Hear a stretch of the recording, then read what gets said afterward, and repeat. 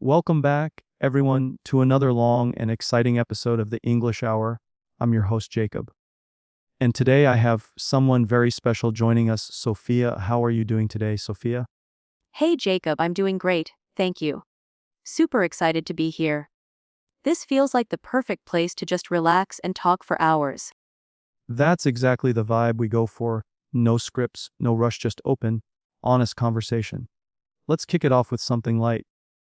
What's the first thing you usually do after waking up? Honestly, I check my phone. I know, not the healthiest habit, but I check the time, then scroll through some messages and news. That's relatable. I think most people do that nowadays. Do you ever feel overwhelmed by the amount of information coming at you first thing in the morning? Yes, definitely. Sometimes I even feel like I've lived a whole day, just from reading the news before I get out of bed. Same here. That's why I've tried to keep mornings a bit more tech-free. But it's hard when so much of our world is online. Do you ever do any kind of digital detox? I've tried. I once went 3 days without any social media. It felt weird at first, like I was missing out. But by the third day, I felt so much calmer. That's powerful. I think people underestimate how much mental space social media occupies. So let me ask, if you had to spend a weekend completely off the grid, no internet, no phone, where would you go? Ooh, that's a great question. I think I'd go somewhere with mountains and rivers. Maybe a cabin in the woods, with books, a journal, and hot tea. Sounds like a dream. I'd go for something similar, maybe the Scottish Highlands or a lakeside spot in Finland. Just peaceful isolation. It's crazy how much peace we can find in stillness. We're always rushing. Sometimes I think the best conversations happen in those quiet places. Absolutely. Speaking of conversations, what do you think makes a really good one? Like, one you'd remember for years? Hmm. I'd say openness. When both people are willing to be honest, even vulnerable, and there's no judgment, that's when real connection happens. Couldn't agree more. I think questions are also key, good questions that dig a little deeper than surface level stuff. Yes, like asking, "What are you afraid of?" instead of, "What do you do for work?" It just opens the door to something meaningful. So true. All right. Let me ask you something deeper then. What's one thing you're afraid people might not understand about you? Wow, okay, going right in. I think people sometimes assume I'm always confident or put together. But inside, I doubt myself all the time. I just hide it well. That's brave to admit. I think so many people feel that way, like they're pretending to have it all together while struggling quietly. Exactly. And social media makes it worse. We compare our worst days to someone else's highlight reel. That hits hard. I've definitely been caught in that loop. Do you have any advice for breaking out of it? I try to remind myself that no one's life is perfect, even if it looks like it. I also focus on gratitude. Writing down 3 things I'm grateful for each day helps shift my mindset. That's beautiful. Gratitude really changes things. I started journaling last year, and it helped me understand myself more. Do you journal regularly? Yes, I do. It's like a conversation with myself. Sometimes I write about my day. Other times I just ask myself questions and try to answer them honestly. That's a great way to grow. I've noticed the best self-discoveries happen when we slow down and reflect. Do you ever go back and read your old journal entries? Sometimes, and it's wild. You realize how far you've come, even when you didn't notice it in the moment. Some entries are hard to read though, like emotional time capsules. Yeah, I've had that experience too. It's humbling. It also reminds me how strong we are to keep going, even when things feel uncertain. Totally. And speaking of uncertainty, how do you deal with it? When life throws curveballs, what keeps you grounded? For me, it's trust. Trust in the process, trust in time. I also lean on routines, things like morning walks, journaling, and staying connected with close friends. That's really healthy. I love that you said, trust in time. Sometimes all we need is patience.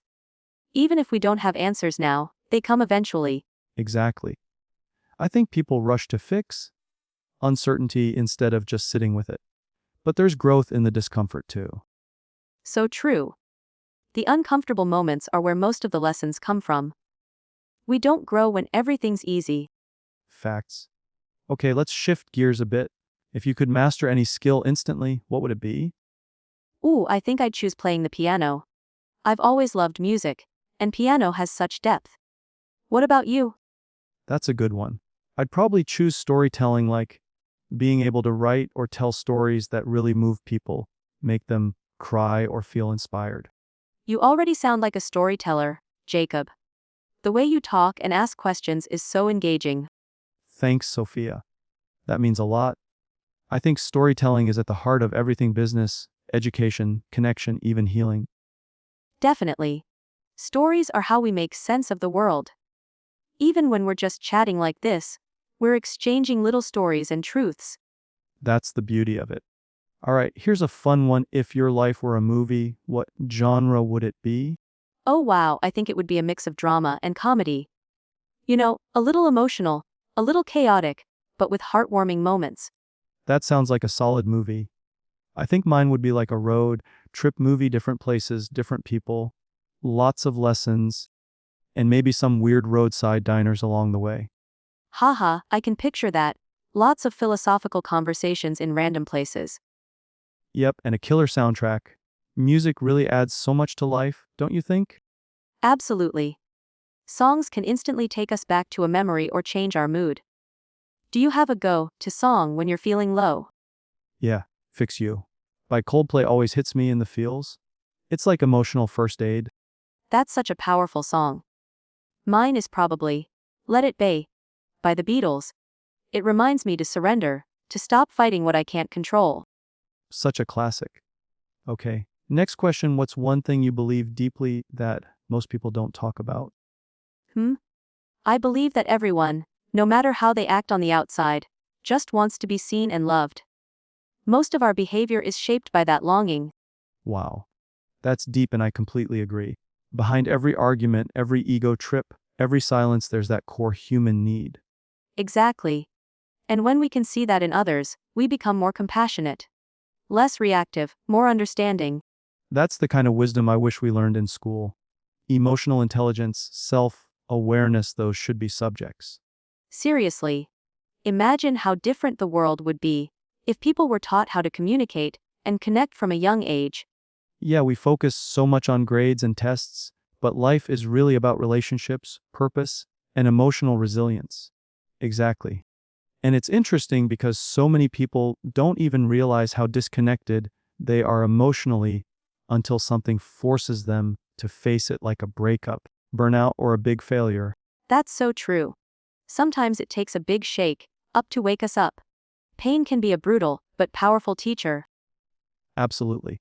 I've had moments where I thought I was fine, then suddenly a situation would hit me, and I'd realize how much I was bottling up. Same here. I think a lot of us live on autopilot until something stops us in our tracks and forces us to feel everything we've been ignoring. And when you finally allow yourself to feel, it's overwhelming but freeing at the same time. It's like finally breathing after holding your breath for too long. Exactly. And it's also where the healing starts. That moment of honesty with yourself, nothing compares to it. So, what's something you've had to unlearn in order to grow emotionally? I had to unlearn the idea that being vulnerable was a weakness. Growing up, I thought I had to be strong all the time. But now I see that real strength is being able to admit when you're not okay. Wow, that resonates so much. I grew up with similar beliefs that you always have to keep it together, show no cracks. But that's exhausting, isn't it? It really is. It creates this pressure to perform emotionally, rather than just be human. Now, I appreciate the people who show me their messy sides. It makes me feel safe to do the same. That's real connection. When both people drop the masks. I think that's why some of the most meaningful friendships or relationships come from shared struggles. Yes, struggles bond people. When you go through something hard with someone, and they stay, those are the people who become part of your foundation. Totally. Do you remember a time when someone surprised you by how deeply they showed up for you during a tough moment? I do. A few years ago, I was going through a major personal loss, and one of my friends, who I didn't expect much from, called me every single day, just to ask how I was. That consistency meant everything. That's beautiful. It's often the quiet, steady presence that makes the biggest difference. Not grand gestures just showing up. Exactly. We don't always need someone to fix us. We just need someone to sit with us in the dark sometimes. That's powerful. And sometimes even words aren't necessary. Just knowing someone's there, physically or emotionally, is enough. Completely agree. We often underestimate the value of simple presence.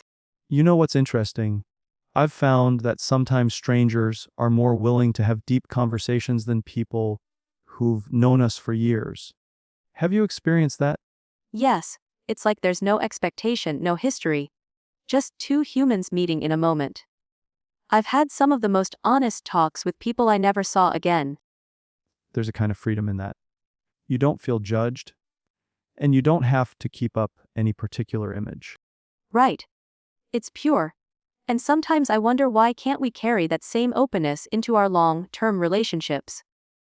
Maybe because the longer someone knows us, the more we feel we have to maintain a version of ourselves they're familiar with. That's deep. We can get trapped in the character we've created in their minds. Even if we've changed, they might still see the old version. Exactly. And that's why growth sometimes creates distance. Not because we're angry or disconnected, but because we've evolved. Yes. And sometimes people aren't ready to meet the new version of us. That's one of the hardest parts of personal growth. Losing people who only loved the older version. That line gave me chills. People who only loved the older version. I think a lot of people need to hear that. It's okay to outgrow certain relationships. It really is. Growth isn't betrayal. Sometimes letting go is an act of love for both people. That's beautifully put. And letting go doesn't always have to be dramatic or painful. It can be quiet, respectful. Just a shift. Yes. It's like saying, "Thank you for being part of my journey. Now our paths are diverging." Exactly. And then we make space for new people, new experiences, new lessons. Nothing truly ends, it just transforms. That's such a peaceful way to look at it. Transformation instead of endings. I love that. So let me ask, what's something in your life right now that's in the middle of transforming? Hmm. I'd say my relationship with time. I used to feel like I was always racing against the clock. But lately, I've been trying to move slower, more mindfully. That's so interesting.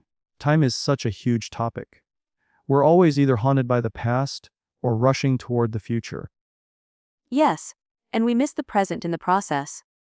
I'm learning that the present is really all we have, and it deserves more of our attention. That's a hard lesson to learn, especially in a world that rewards hustle and urgency. Stillness can feel uncomfortable at first. Totally. But I'm starting to enjoy it. Just being, without the need to produce or achieve constantly. That's where real peace is. Not in the next goal, but in this breath, this moment. Do you practice meditation? I do, but not in the traditional way. Sometimes it's just 5 minutes of silence in the morning, or even washing dishes mindfully. That's meditation too, right? Absolutely. Anything that brings you fully into the present is meditation in my book. Even walking slowly and noticing your surroundings. I love that. It makes mindfulness feel more accessible. Not something extra on the to-do list, but something we can weave into daily life. Exactly. It's not about doing more, it's about being more present in what you already do. That's such a relief to hear. I feel like people often make mindfulness sound like a whole new project when really it's just a shift in awareness. Exactly. It's not about escaping life but learning how to truly live it. One moment at a time. Speaking of living fully, what's something small that brings you a huge amount of joy, like something that people might overlook? Good question. I'd say morning sunlight. When it hits the floor just right, and everything feels golden for a few minutes. That simple beauty resets me. Wow, I can picture that. There's something magical about that quiet moment when the world is just waking up. Yes, it's like the earth whispers, "Let's begin again." And you? I'd say the smell of old books. Whenever I open one, it feels like time slows down. It connects me with so many memories and places I've never been. I love that. Books carry stories in more ways than one: the words, the paper, the scent. They age with us. Exactly. And sometimes I feel like the older books are wiser than the people reading them. Oh, I agree. There's a quiet humility in their worn pages, like they've seen generations come and go. This makes me wonder, do you think people are slowing down enough these days to even notice those little joys? Honestly, I don't think so. We're so addicted to stimulation: phones, notifications, deadlines. Stillness feels like laziness to many. That's such a good point. We've started measuring worth by productivity instead of presence. Right. And that's dangerous because it devalues the inner world. Not everything that matters can be seen or measured. Amen to that. Some of the most important work we'll ever do happens inside: healing, reflecting, forgiving, growing. Yes. And no one applauds you for it, either. It's invisible progress, but it's what transforms your life. Invisible progress. I like that. It's like planting seeds underground. Nothing seems to happen for a while, but one day there's a bloom. Exactly. And we need to trust that process more. Stop rushing the timeline. Start trusting the soil. That could be a quote on a poster. Trust the soil. Very poetic. Haha, thank you. But it's true. Growth takes time. You can't force a flower to bloom by yelling at it. If only more people knew that, especially in the digital age where everything's about instant results. Yeah, and I think social media plays a big role in that. We see people's highlights and assume their success was overnight. Totally. We don't see the years of struggle, the late nights, the failures. Just the polished final product. It's dangerous because it creates unrealistic expectations. People feel like they're behind, even when they're right on track. That's the tragedy. Comparison kills joy. I've felt it myself, scrolling and suddenly feeling inadequate for no reason. Me too. And it's so subtle. One minute you're fine, and the next you're doubting your whole path. It takes real strength to put the phone down and return to your own reality, to what's real and meaningful. Yes. That's why I take digital detoxes sometimes. Just a day or two away from screens makes me feel human again. That's a great practice. I try doing that on Sundays. No phone, no laptop, just books, walks, and real conversations. That sounds so peaceful. It reminds me of how we lived before smartphones, when time felt slower, and we were more present. It's funny. Technology was supposed to give us more time, but somehow it took it away. You're right. We gained efficiency, but lost depth. Now it's up to us to reclaim it intentionally. Exactly. And I think we need to ask ourselves more often, is this nourishing me or just numbing me? That's a powerful question.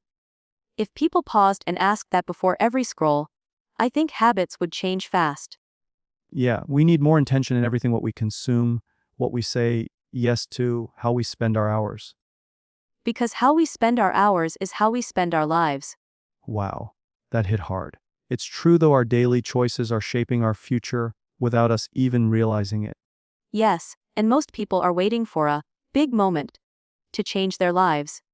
But real change is quiet and daily. That's the truth. The decision to drink more water, get more sleep, be kinder, say no when you mean it, those things matter more than we think. Definitely. And I think once you realize that, you start living differently. Less dramatically, but more intentionally. And it's freeing. You stop chasing and start creating. You stop reacting and start choosing. Exactly. It's a shift from surviving to living, from being on autopilot to being fully awake. Speaking of being awake, do you think most people know what they really want in life? Like, truly. Honestly, I think many people don't. They know what they're told to want: success, money, recognition, but not what actually fulfills them. That's such a good point. It's easy to adopt society's definition of success without questioning if it fits you. Yes. And then one day you arrive and feel empty because you climbed the wrong mountain. Wow. Climbing the wrong mountain, that's a metaphor that needs to be unpacked. Sure. Imagine spending years chasing something only to realize it was never yours to chase. It's disorienting, but also a wake-up call. And sometimes the hardest thing is not starting over, it's admitting you were on the wrong path to begin with. Exactly. But that honesty is where true alignment begins. The courage to say, this isn't me anymore. That's so powerful. I think a lot of people listening right now need to hear that it's okay to pivot, even after years of commitment. Absolutely. You're not a tree. You can move. You can grow in a new direction. I love that. You're not a tree, you can move. We might have to make that the title of today's episode. Haha, I'd be honored. It's such a simple truth. But we forget we have that freedom. Freedom is such an underrated gift, isn't it? I mean, when we think of freedom, we usually picture it on a large scale, like political or financial freedom, but the personal kind. That's just as powerful. I agree. Personal freedom, the ability to choose how you live, think, and feel is transformative. It's the root of all other freedoms. And yet, so many people feel trapped by expectations, routines, or even their own minds. Yes, and sometimes the cage isn't made of metal, it's made of habits, fears, and limiting beliefs. Wow, that gave me chills. Habits can feel like invisible chains when we're not conscious of them. Exactly. That's why awareness is the first step to any kind of change. You can't break free from a pattern you don't even see. So true. Do you remember a moment in your life when you became aware of a habit or belief that was holding you back? Yes. There was a time I believed I had to say yes to everything to be liked or respected. I didn't realize that by pleasing everyone else, I was abandoning myself. That's deep. And I think many people can relate to that, being a chronic yes sayer to avoid conflict or rejection. Exactly. But over time, I realized that every yes to others was a no to myself. And that wasn't sustainable. That hits hard. How did you shift that pattern? Slowly, I started asking myself before saying yes, do I truly want this? Or am I afraid to say no? That simple pause changed everything. That's powerful. A pause can be so underrated in our fast-paced world. It creates space for truth. Yes, space for clarity. And once you start honoring your true yes and true no, people respect you more, not less. That's the irony, isn't it? We fear losing connection, but by being authentic, we actually deepen it. Absolutely. Authenticity is magnetic. People may not always agree with you, but they'll feel your honesty. You know what that reminds me of? The idea that boundaries are not barriers, they're bridges to healthier relationships. Oh, I love that. Yes, boundaries teach people how to love us well. They're an invitation to real connection, not disconnection. That's such a shift in perspective. So many people associate boundaries with rejection or selfishness. Exactly, but boundaries are the opposite. There's self-respect and mutual respect in action. You're making me want to re-evaluate my own boundaries right now. Sophia, Haha, well, it's always a good time to check in with ourselves. Our needs evolve. Our limits shift. so true. And I think many people don't realize that boundaries aren't fixed, they're living, breathing things that need adjusting. Yes, and communicating them with kindness can actually strengthen relationships instead of threatening them. I'm curious, have you ever lost a relationship because you started setting boundaries? I have, actually. A few. And while it was painful, it taught me something important. Not everyone is meant to stay when you grow. That's a tough lesson.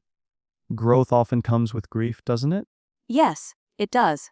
You grieve who you were, what you tolerated, and even some people you loved. But you gain alignment. That word alignment is so rich. It's not about perfection, it's about integrity, living in line with who you truly are. Exactly. And once you taste that kind of living, you stop settling for anything less. That's a journey in itself. And honestly, I think a lot of people listening right now are somewhere on that path, maybe just starting, maybe already halfway there. And wherever they are is okay. There's no race, just progress. Just awareness and choice, again and again. It's kind of comforting to think that life isn't a straight line, but a spiral we return to the same lessons, just at deeper levels. Yes, that's such a beautiful way to put it. And each time we circle back, we bring a little more wisdom, a little more strength. And hopefully, A little more compassion for ourselves, too. Definitely.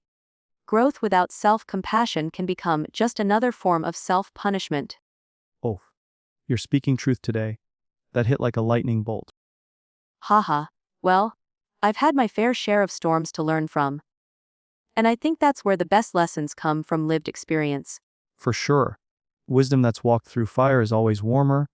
It carries empathy. I love how you put that. It's true, people who've been through tough times often carry the most gentle hearts. Maybe that's what makes someone truly wise, not how much they know, but how tenderly they hold it. Exactly. Wisdom without warmth is just information. But when it's carried with love, it becomes healing. That makes me think of mentors or elders in our lives, people who guided us not just with words, but with presence. Yes, those are the people you never forget. Not because they fixed everything, but because they made you feel seen and safe. While you're making me tear up over here, I think everyone deserves someone like that in their life. Me too. And if they haven't found that person yet, I hope they become that person for themselves and others. That's beautiful. Becoming the person you needed when you were younger, that's the ultimate gift you can give the world. Yes. And that starts with healing ourselves. Not so we can be perfect, but so we can be present. That's a perfect note to keep going from. Sophia, would you be okay if we dove into the topic of healing next? Absolutely, Jacob. Let's talk about healing the myths, the mess, and the magic of it all. Awesome. So let's get into it. Healing. I think a lot of people expect healing to be this clean, beautiful process. But in reality, It's messy, unpredictable, nonlinear, and honestly, sometimes it feels like breaking down more than building up. yes, like you're getting worse before you get better. It can be confusing, especially if you thought you were already over something. Exactly. But healing isn't forgetting or erasing pain, it's learning how to carry it differently. That's a powerful distinction. It's not about making the scars disappear, it's about learning to live with them and still grow. Yes, and even finding strength in those scars. They remind us that we survived, that we're still here. I've heard people say, healing looks like peace, but sometimes it looks like crying in your car, or setting boundaries, or outgrowing people. Yes, healing doesn't always feel good. Sometimes it feels lonely, exhausting, even frustrating. But that doesn't mean it's not working. That's so validating. Because sometimes we're doing the hard inner work and wonder, why do I still feel heavy? Because real healing is layered. You peel back one layer, feel relief, then discover another underneath. It's a cycle, not a straight line. Like emotional archaeology.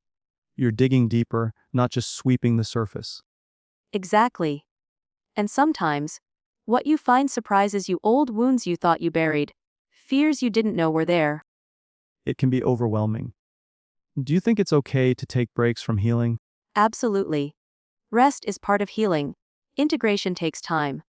We're not machines, we need space to process and breathe. That's so reassuring. Because in this self-help culture, there's this pressure to always be improving. Yes, and that mindset can become toxic if we're not careful. Healing isn't a race, it's a relationship with yourself. I love that. A relationship with all its ups and downs, trust building, forgiveness, and patience. Yes, and grace. So much grace. Some days you'll feel strong, others you'll feel like you're back at square one, and that's okay. It reminds me of that quote, healing isn't becoming the best version of yourself, it's letting the worst parts of you be loved. Oh, I love that quote. Yes, embracing the parts we used to hide, the ones we thought made us unlovable. That's a hard step though. How do you start loving those parts? Gently. With curiosity instead of judgment. Asking, why did I develop this? What was it trying to protect me from? That's a powerful lens. Seeing even our worst behaviors as survival strategies, not personal failures. Yes, and once you understand the purpose behind them, you can choose healthier ways to meet those needs. That's healing in action, conscious choice. Rewriting the narrative. Exactly. And it takes practice. You don't just snap out of patterns you spent years reinforcing. That's where patience comes in. I think a lot of people give up because they expect quick results. Yes, but healing is like gardening. You plant seeds, water them, wait. You don't dig them up every day to see if they've grown. That's such a good metaphor. And sometimes the growth happens underground where no one can see it. Yes, the invisible work matters. The quiet choices. The times you pause instead of react. Those moments build real change. This conversation is making me think about inner child work. That's a big part of healing, too, right? Definitely. Connecting with your inner child helps you understand where certain wounds come from, especially emotional ones. I remember the first time someone told me to talk to your inner child. I laughed. But now I get it, it's about re-parenting yourself. Yes, and giving yourself the love, safety, and validation you didn't get back then. It's powerful. What does that look like for you, re-parenting? For me, it's a lot of self-soothing. Talking to myself kindly, validating my feelings, setting nurturing routines like sleep, food, and rest. That sounds so wholesome. And honestly, sometimes we forget that basic care is emotional care, too. Absolutely. Your nervous system doesn't care if you're meditating or just taking a nap, it just needs to feel safe. That's such a great reminder. Safety isn't just about your surroundings, it's how you treat yourself. Exactly. And healing creates safety from the inside out. Once you feel safe with yourself, your whole world starts to shift. That's real empowerment. Not waiting for external circumstances to make you feel okay. Yes, but building that okayness within yourself. So no matter what's happening outside, you have an anchor inside. Sophia, this is one of the most grounded and honest conversations we've had. It's like emotional oxygen. Thank you, Jacob. And honestly, I think a lot of people listening are probably exhaling right now, realizing they're not broken, they're just healing. That's the message right there. You're not broken, you're healing. Yes. And healing doesn't mean returning to who you were before. It means becoming someone stronger, wiser, softer, and more whole. I feel that deeply, and I'm sure our listeners do too. Would you like to keep exploring this topic or shift into something like relationships, creativity, or maybe even joy? Let's keep the energy flowing. I'd love to talk about how healing affects our relationships, how we show up for others when we're healing ourselves. I love that direction.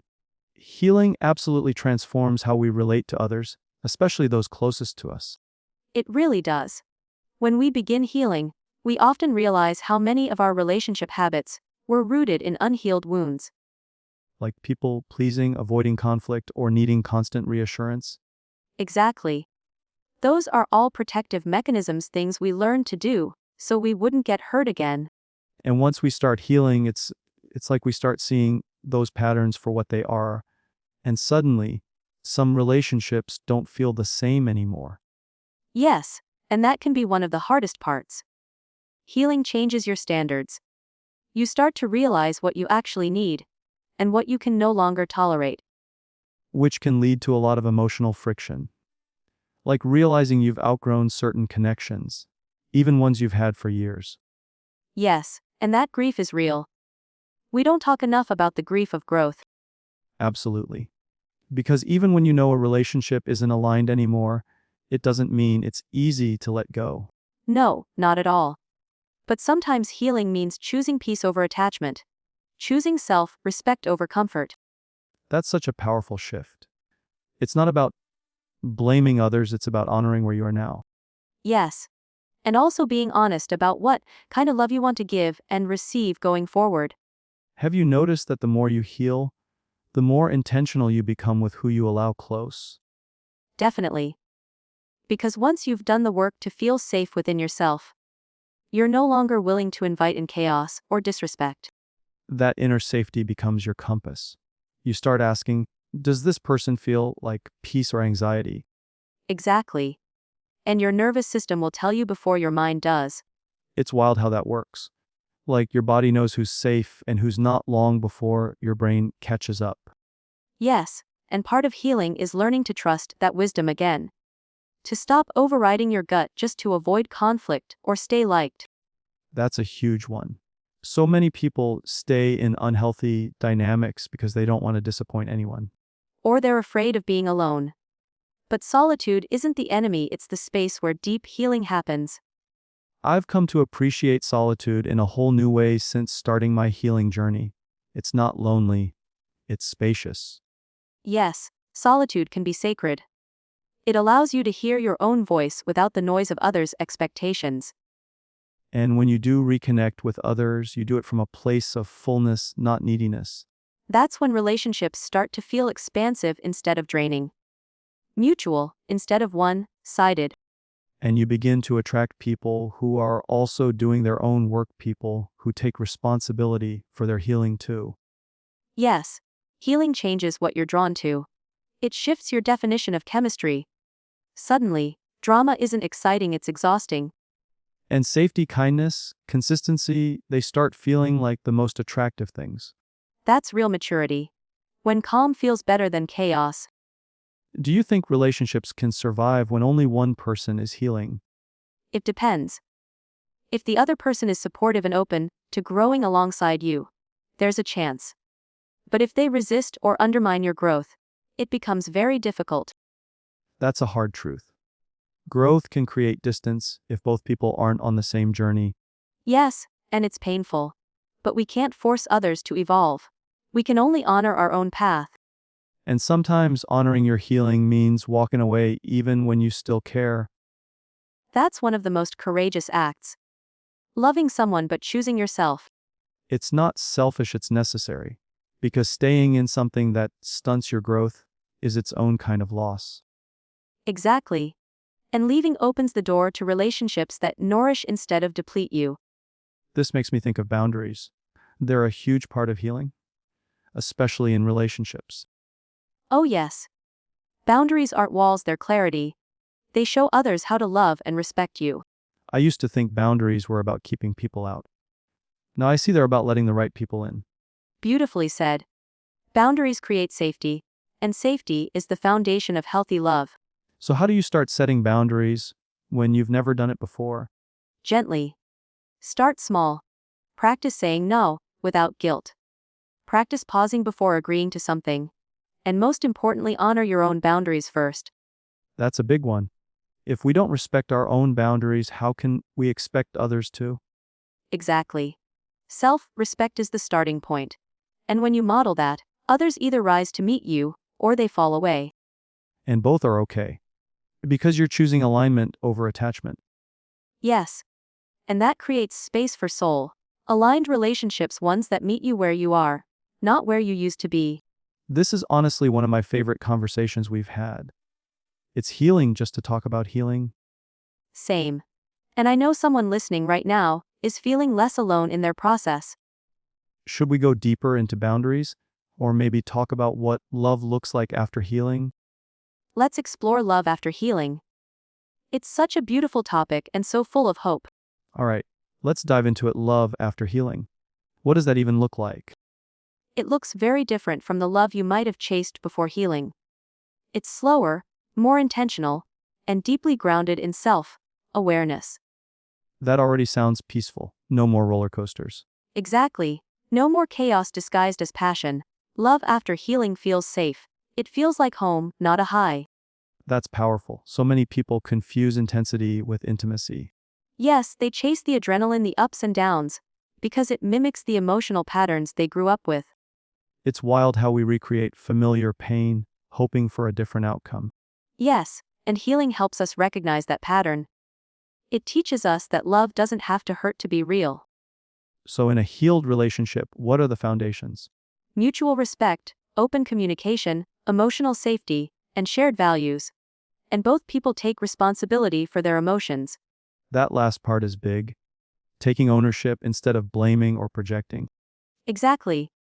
It's no longer about, you made me feel this way, but more like, this triggered something in me, and I want to explore it with you. That's such a mature shift. You become partners in healing, not enemies in conflict. Yes. And it doesn't mean there are no disagreements. It means disagreements don't feel like threats. They're opportunities for deeper connection. I love that. Conflict becomes a doorway, not a battlefield. Beautifully said. In love after healing, you feel safe even when you're vulnerable. especially then. That's the magic, right? Being able to be fully seen, mess and all, and still be loved. Yes. And being willing to offer that same love in return. No more rescuing or fixing, just supporting and growing together. It sounds like freedom, like both people still have their own identities, but they're choosing to walk the path side by side. That's exactly it. Interdependence, not codependence. Two whole people choosing connection, not clinging from emptiness. What does dating look like after you've done healing work? You move slower. You ask deeper questions. You observe how someone handles stress, boundaries, emotions. You're not just listening to what they say, you're watching how they live.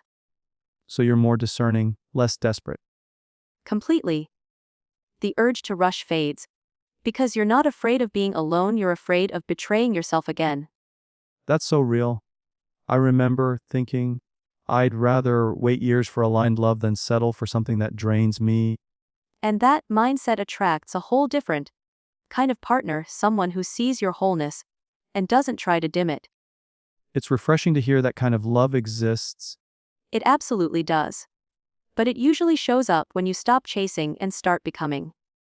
Becoming the version of yourself that your future partner is also seeking. Exactly. Healing is like tuning your frequency.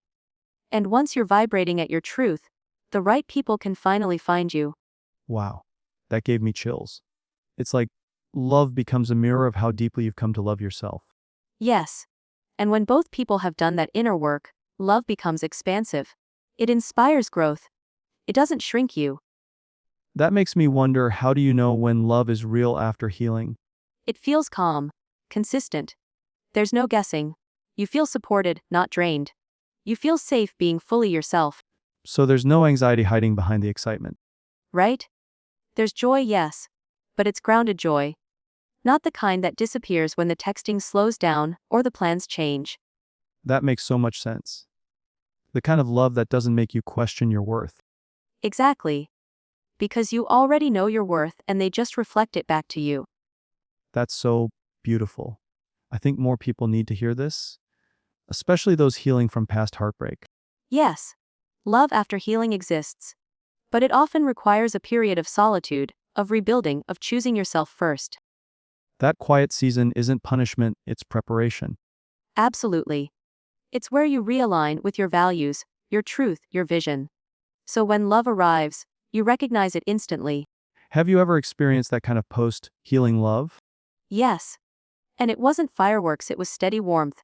It felt like someone saying, "You're safe now. You can rest." That hit me deep. Safe love, that's the goal. Always. Safety, respect, and growth. That's the kind of love worth waiting and healing for.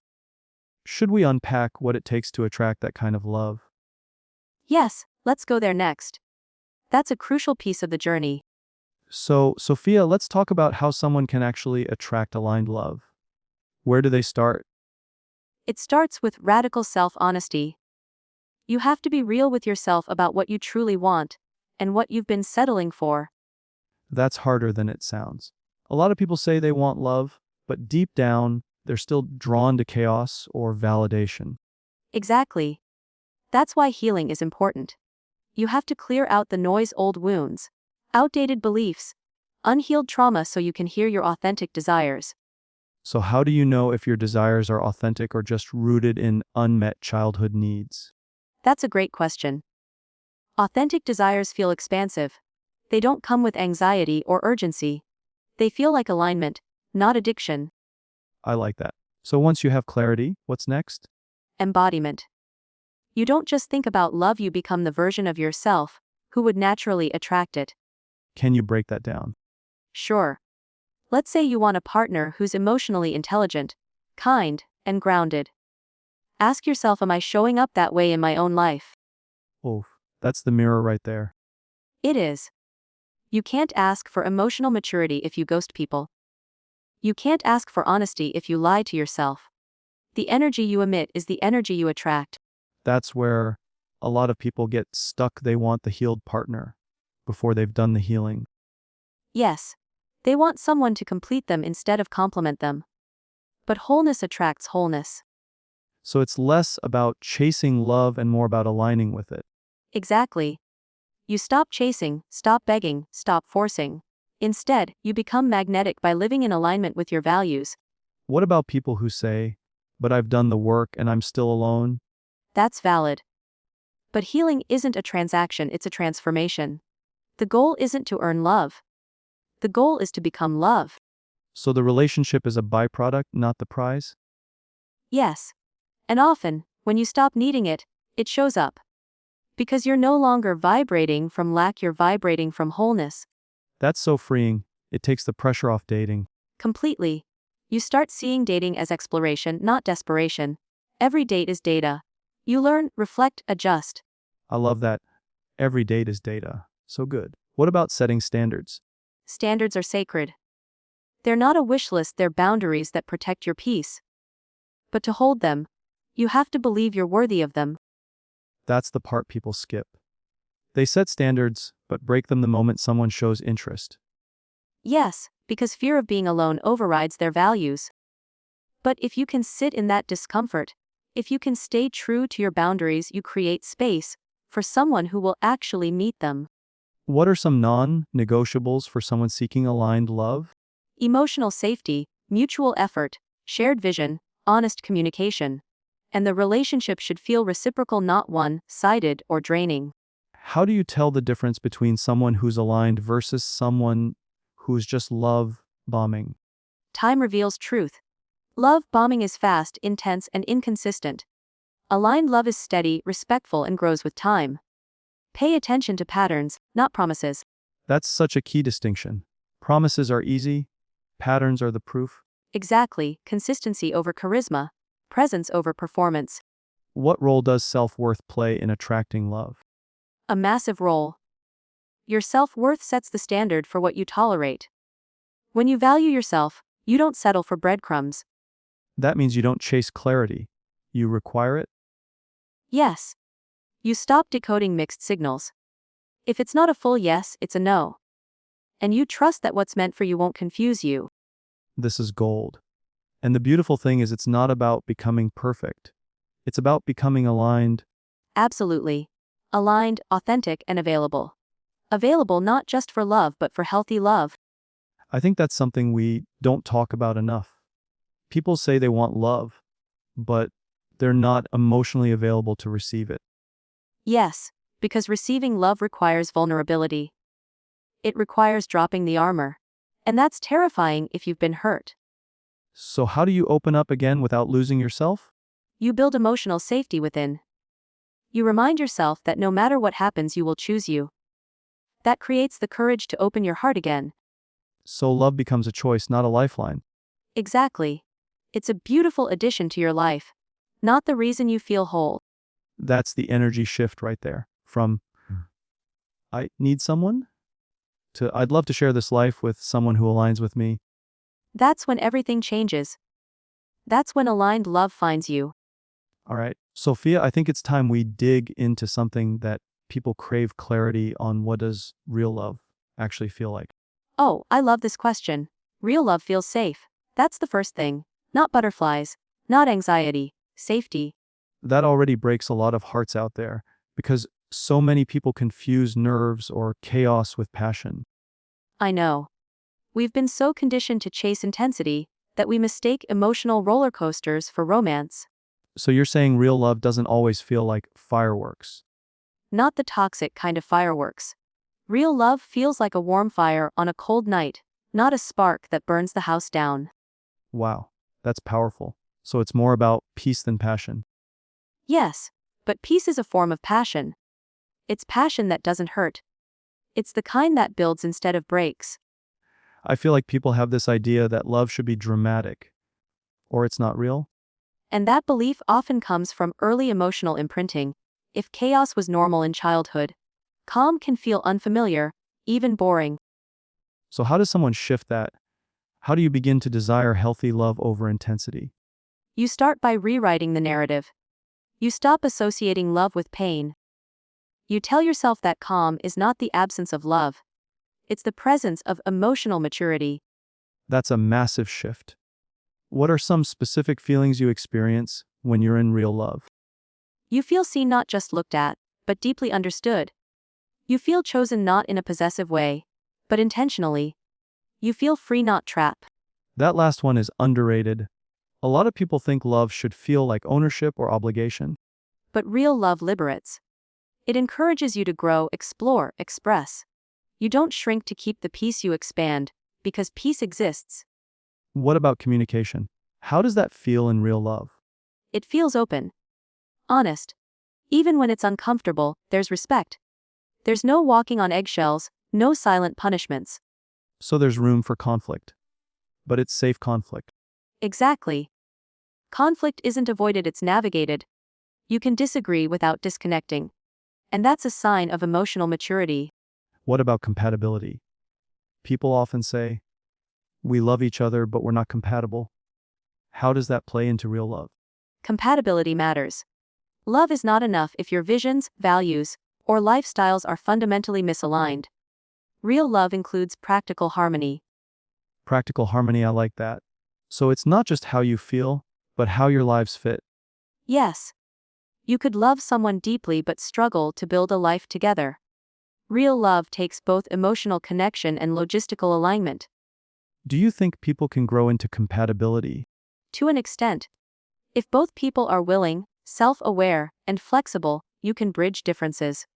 But if your core needs or dreams are opposite, love alone won't fix it. That's such a hard pill to swallow. It is. But honoring reality over fantasy is an act of self-love. Real love requires real alignment, not just chemistry.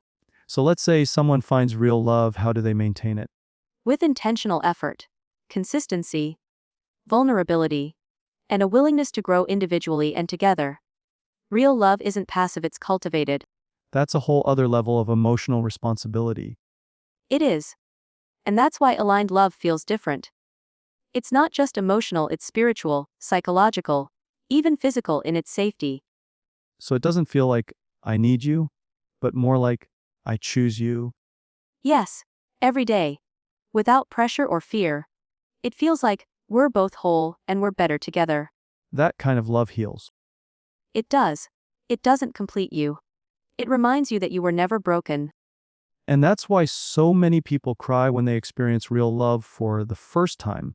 Not because they're sad, but because they finally feel safe. Exactly. Real love is the home you didn't know you were missing until you walked through the door. Wow. I can feel that. It's like all the tension your body has been holding for years just melts. That's how you know it's real. Your nervous system relaxes. Your soul exhales. That's beautiful. I want to go deeper into that, how real love affects the body and nervous system. Can we go there? Absolutely. The body always knows. When you're with the right person, your body doesn't flinch. You're not hypervigilant. You feel calm, grounded. That's in contrast to when you're with someone unhealthy, your body's in survival mode. Exactly. That tight chest, that stomach drop, that racing mind, that's not love. That's your body saying, I don't feel safe. So the body is the truth teller, even if the heart is confused. Always. The heart can get attached. The mind can justify. But the body, it can't lie. How can people learn to listen to that body wisdom? Through stillness. Through checking in with how you feel after you see someone. Do you feel energized or drained? Peaceful or anxious? That's a great test. The aftermath reveals the truth. It does. And if someone's presence disrupts your peace, no amount of attraction makes it worth it. That's a truth bomb right there. I hope people really let that one sink in. Me too. Because aligned love doesn't cost you your peace, it deepens it. That feels like the real metric for love. Not how exciting it is, but how safe and steady it feels over time. Yes. Aligned love may not be loud, but it's lasting. It's not about sparks, it's about roots. Sophia, this conversation has been incredibly eye-opening. I think we've touched on something really important, how love should feel, not just how it looks. I agree, Jacob. Real love is more than chemistry or attraction, it's about emotional safety, deep connection, and shared values. I'm so glad we got to explore this together. Me too. I feel like we've just given our listeners a warm hug. and a whole new perspective on love. That's the goal, right? Help people feel seen, and remind them they deserve love that heals, not harms. Absolutely. Thank you so much, Sophia, for being such an amazing guest today. Thank you for having me. And to everyone listening, remember, you are worthy of aligned, peaceful, and lasting love. If you felt something shift in your heart during this episode, take a moment to reflect. And don't forget to like, share, and subscribe to the English Hour for more real conversations like this. Until next time, take care of your heart, it's wiser than you think. See you soon, everyone.